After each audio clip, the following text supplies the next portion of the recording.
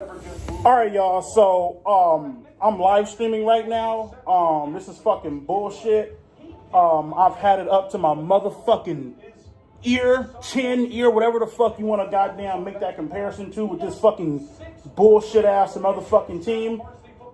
If they don't take a wide receiver with the number 21st pick, I'm fucking done watching football. I'm not going to watch it this fucking year. I'm fucking done. So please don't fucking tweet me. I don't have a Twitter. Don't fucking hit me up on Facebook. Don't hit me up on fucking Instagram. Don't do any of that motherfucking bullshit because I won't fucking respond. Don't fucking ask me if I'm going to a game. I don't give a fuck. I put that on my motherfucking mom's grave, nigga. If these motherfuckers don't take a wide receiver, I'm fucking done. Think I'm bullshitting. I'm live streaming. Everybody's seeing this fucking shit.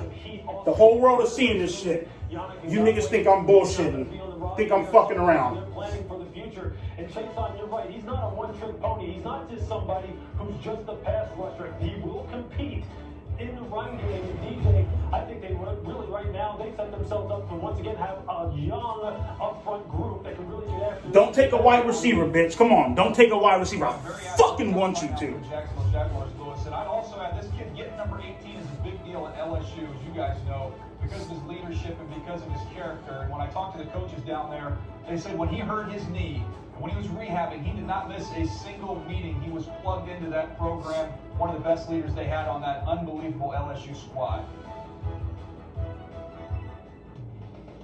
All right, guys, thanks very much. Caleb on Chase, and again, went to work out at a summer camp for LSU to watch a friend, and they said, you should get on the field. He borrowed cleats and got an offer from LSU. 5-4 came. Meanwhile, we have the Philadelphia Eagles sitting there with 22. You thought they might go wide receiver. We've seen some wide receivers go off the board as you look at Doug Peterson, the head coach, and Howie Roseman, the executive VP and GM. But here's why they need wide receivers in what is a very deep wide receiver draft. The last 4 games of 2019, these are the wide receivers that they were throwing to, including a former running back, Greg Ward. They used to pick on J.J. Arcega-Whiteside a year ago. That really didn't work out. They had all kinds of injuries. So, Lewis, as you look at the Eagles and the lack of depth on their wide receiver depth chart, it certainly seems like this would be a need that they need to fill. Yeah, it really is. They need somebody who can make plays. Fuck around and don't take a wide receiver, Philly. Come on. Come on, motherfucker. You think I'm bullshitting? They also need some linebacker help. There's 2 linebackers on the board. Come on, bitch. Don't take a wide receiver. I fucking want you to. I fucking want you to. Please, motherfucker, please don't take a wide receiver. Please don't take a wide receiver. Right there. Maybe they pull the trigger on one of those. Well, there you see Justin Jefferson, who had an unbelievable season at LSU. Michael Irvin, we've talked a little bit about some of these receivers, and the big 3 are off the board, but we're talking about a wide receiver draft class where there could be upwards of 15 to 20 that potentially have a first-round grade, including someone like Justin Jefferson. Yeah, and Justin Jefferson is another guy that plays a lot in the slot. About 90% of his plays came out of the slot position, man, but he could make plays all over the field. I love watching him, and he reminds me some of Keenan Allen, the kind of guy that you cannot stop no matter where he lines up.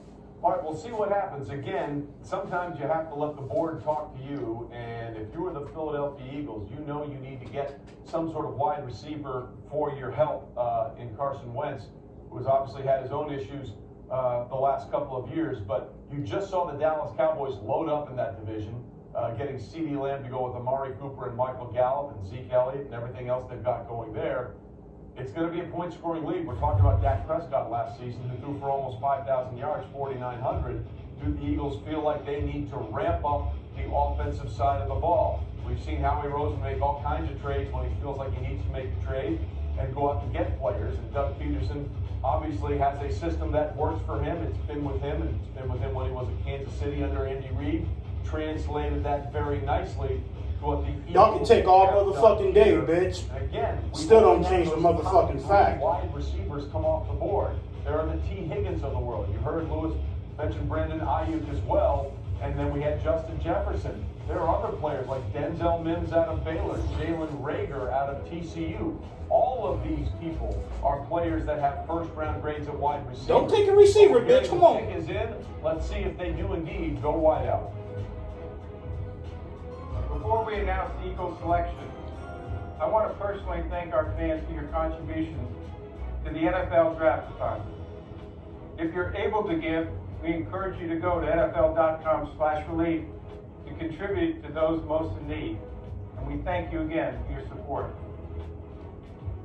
With the 21st pick in the 2020 NFL Draft, the Philadelphia Eagles select Jalen Reagor, wide receiver, TCU. Thank God!